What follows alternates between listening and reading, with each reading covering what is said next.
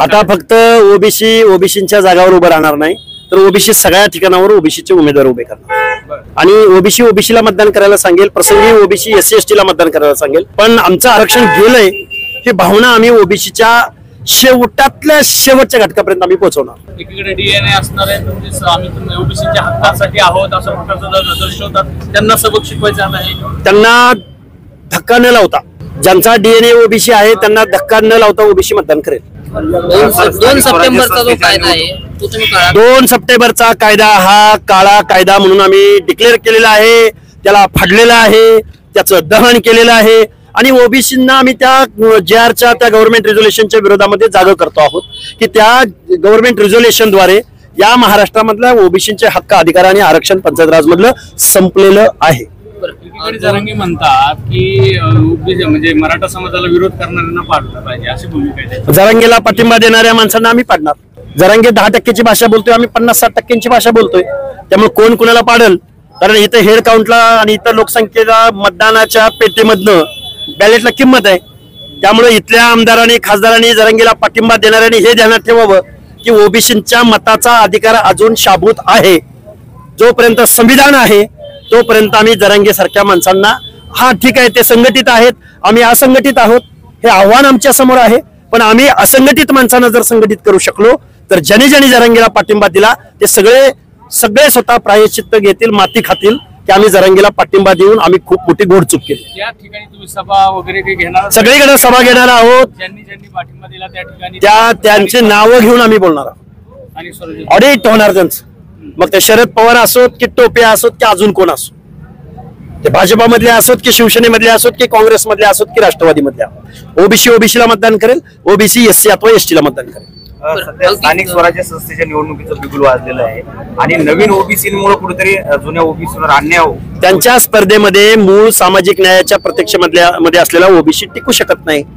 अरे राज्यकर्त्या, आमदाराच्या, खासदाराच्या चेल्याच्या विरोधामध्ये गावातला सुतार, लोहार, कुंभार, परीट, बेडर, रामोशी, मेंढपाळ, वंजारा, बंजारी हे कसे टिकतील आणि तिकीट तरी कोण देतील? आणि भले तिकीट जरी दिले, मूळ ओबीसीला आम्ही तिकीट देतोय, पण त्याचा पराभूत करण्याचा प्लॅन इथले लोक करतील आणि ओबीसींचं प्रतिनिधित्व पंचायत राज मधनं आज संपलेलं असेल आणि उद्या विधानसभा लोकसभेमधलं पूर्णतः संपलेलं असेल.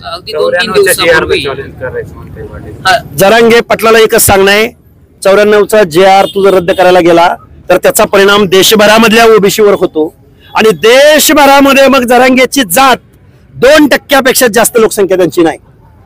देशभरातला ओबीसी जर एकदा पेटून उठला तर जरांगे नावाचं फाळकूट दादा गाव गल्लीतला त्याचं काय होईल याची कल्पना तुम्ही करा.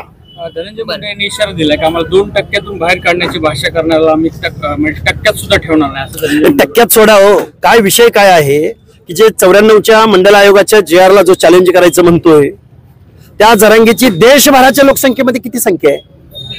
पण एक होईल नक्की, जरांगे आमचं आरक्षण काढून घेतील किंवा आमच्या आरक्षणात त्यांनी दुडगूस घातलाय, पण आम्ही मात्र आमदारकीचं आणि खासदारकीचं सगळं आरक्षण म्हणजे सगळे जागा आम्ही पाडू आणि ओबीसीच्या माणसांना निवडून द्यायचा प्रयत्न इथून पुढच्या कालावधीमध्ये आम्ही निश्चित करू. पण ते म्हणतात की आरक्षण आरोप केला की अजितदादांचे दारूचे कारखाने किती, अजितदादांचे आहेत, विखे पाटलांचे आहेत, हर्षवर्धन पाटलांचे आहेत, पवारांचे आहेत, किती लोकांचे सांगू ज्यांना रिपीट अगेन आमदार खासदार मंत्री, आमदार खासदार मंत्री, महसूल मंत्री, गृहमंत्री, कृषी मंत्री केलं. त्या माणसांनी दारूचे कारखाने चालवले. समतेचं तत्व महाराष्ट्राचं, फुले शाहू आंबेडकरांचा सामाजिक न्याय या कारखानदारांच्या वायनरीमध्ये त्याचं गाळप करून टाकलं या लोकांनी आमच्या हक्क अधिकारांचं. आम्हा एका माणसानं जर सामाजिक न्यायाची भाषा बोलली तर त्याला कारखान्याच्या धुराड्यामध्ये घालण्याचं काम इथल्या कारखानदारांनी केलंय. कुठला सामाजिक न्याय, कुठलं आरक्षण, कुठला विजयंती, कुठलं पाल, उचल पाल पुढच्या गावाला चाल, कुठल्या भटक्याला घर तर मिळालंय का? त्यामुळे ही तात्विक लढाई, ही खूप मोठी क्रांतीची लढाई. कारखानदारांच्या दरोडेखोरांच्या टोळीला आम्ही इथून पुढच्या कालावधीमध्ये धडा शिकवू. हे खूप मोठ्या धैर्यानं आणि खूप मोठ्या धाडसानं मी महाराष्ट्रासमोर बोलतोय. वंजारी समाजाला दिलेलं 2% आरक्षण रद्द करा असं काही दिवसापूर्वी जरांगे पाटलांनी. जरांगे काही बोलतील, कधी येवलावाल्याच्या विरुद्ध बोलतील, कधी धनगर बांधवांच्या विरुद्ध बोलतील, कधी कुणाच्या बद्दल बोलतील, आम्हाला फरक पडत नाही. आम्ही मंडल आयोगाच्या समर्थनार्थ, आरक्षणाच्या समर्थनार्थ, आरक्षण वाचवण्यासाठी रस्त्यावरचा खूप मोठा लढा या महाराष्ट्रात उभा करू. 17 तारखेला बीडमध्ये ओबीसीचा मेळावा होतोय आणि त्याला आतापासूनच विरोध होताना पाहायला मिळतो. कोण विरोध करतोय? मराठा समाजाचे. देशात लोकशाही आहे का हुकुमशाही आहे? अजून कुठला माईचा लाल? या देशामध्ये लोकशाही ज्या दिवसापासून आम्ही स्वीकारली तेव्हापासून इथल्या व्यवस्थेला चॅलेंज करणारा एकही माईचा लाल अजून पैदा झालेला नाही. ते म्हणतात की बीडमध्ये पाय ठेवू देणार. पाय ठेव, त्याच्या बापाची जागीर आहे का बीड? म्हणजे बीडचं 7-12 यांच्या नावावर आहे का? आम्ही काय खाजगी प्रॉपर्टीत अतिक्रमण करतोय का? अरे आम्ही लोकशाहीमध्ये राहतोय. लोकशाही मार्गानं जर आम्ही मेळावा घेत असू, आम्ही संवाद साधत असू, अडवणारे हे कोण? आणि ह्याने आम्हाला बीडमध्ये अडवलं. बीडमध्ये आम्ही राहत नाही का? आणि मग आम्ही यांना दुसरीकडे अडवायचं का? मग काही बोलतात, बरळतात साले. अगदी 2-3 दिवसाखाली जरांगे पाटलांची भेट घेतली विखे पाटलांनी आणि त्यावेळेस विखे पाटील असं म्हणाले की भुजबळांनी आता GR चा विरोध करणं सोडून द्यावं. नाही, विखेंची भाषा शिकायला, जरांगेंची भाषा शिकायला विखे पाटील आले होते. कारण ग्रामीण अस्सल ठेवणीतल्या गावरान भाषेमधल्या कमरेखालचे शब्दप्रयोग, विखे पाटील सोन्याचा चमचा घेऊन जन्माला आलेला कारखानदाराचा सुपुत्र, ज्याच्या घरामध्ये सत्ता लक्ष्मी पाणी भरते, त्याला काय माहिती शिव्या बिव्या गावरान? त्या शिव्या शिकायला, त्या शिव्यांचा अर्थ समजून घ्यायला विखे पाटील. कारण आता विखेंच्या तोंडामध्ये जरांगेची भाषा. पण ते म्हणतात की GR चा विरोध करणं भुजबळांनी सोडून द्यावा. मग काय करावं? गुलामी स्वीकारावी विखे पाटलांची. विखे पाटलांची गुलामी स्वीकारावी का आम्ही? काय बोलते? चर्चा झाली. 1.25 तासामध्ये ते म्हणी, वाक्प्रचार, शिव्या याचं ते ट्रेनिंग घेत होते विखे पाटील. विखे पाटलांना शिव्या वगैरे कसा येणार बिचारायला?